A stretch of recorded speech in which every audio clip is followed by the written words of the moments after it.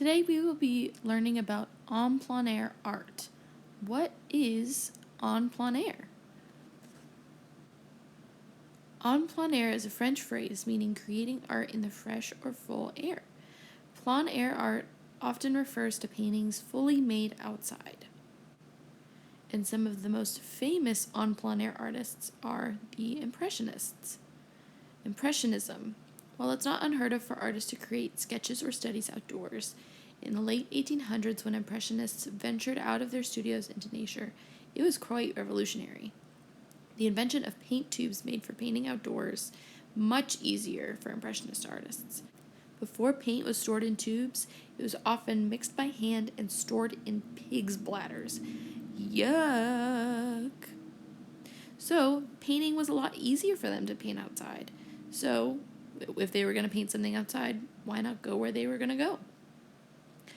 Now, one of my favorite Impressionist artists is Claude Monet, and we're going to look at some of his artwork today. Two of my favorite artworks that he's done are his series of haystack paintings and his series of water lilies. His goal was kind of to capture the beauty of the outdoors, especially the fleeting light and the bright colors. What do you like about this artwork? But today, you guys will get a chance to work en plein air. Here are some tips. Observe, observe, observe. Use your eyes to search for things around you that you may not have noticed before. Use your surroundings to find an interesting design to be drawn. Look for interesting shapes, forms, textures, patterns, and lines. Draw many things for short periods of time. Capture a simple drawing of an object or a landscape. Then find something new to draw. Don't worry, we can add more details and colors later. So, what are we going to do en plein air? Well, we will be working in some small sketchbooks that you will make, and we will be having a scavenger hunt. And if the weather is nice and your family says it's okay, let's go outside and make some art. For this project, to make your sketchbook, you are going to need some blank paper. I chose just some blank computer paper for my sketchbook. You're going to need 1, 2, 3 sheets of paper. And first thing I did with my paper is I stacked it all nice and neat together. Now I'm going to fold my paper. Make sure you don't fold it horizontally. You want to fold it vertically or hamburger way. I'm going to line up my corners so they touch and then press hard on the fold to make it nice and flat.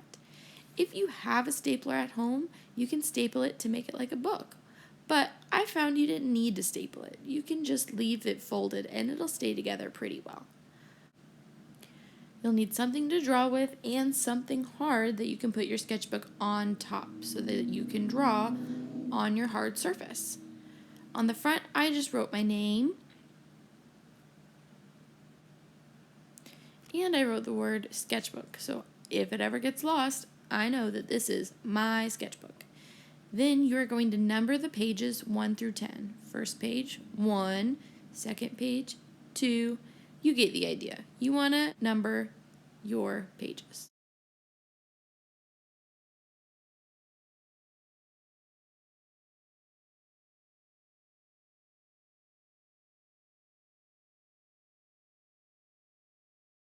All right, I finished numbering my pages. My paper is nice and folded, and I think I am all ready to go.